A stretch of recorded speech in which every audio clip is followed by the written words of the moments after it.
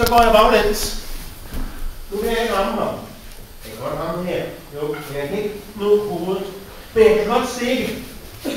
Så hvis det sker, jeg går bagud, så anvender jeg stikket. Fordi den kan nå. Hvis jeg når ser tingene, så jeg kommer tæt ind på ham, så bruger jeg den korte ende, vi kalder den puller. Den korte ende her, direkte ind. Det kan også være herfra.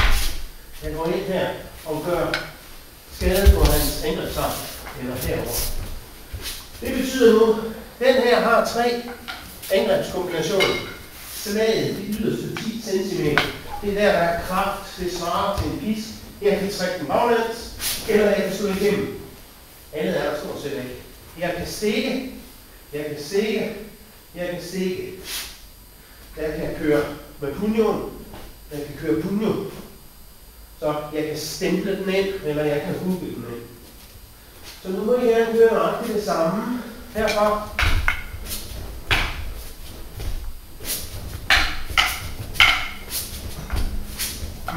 Med forskellige kontra.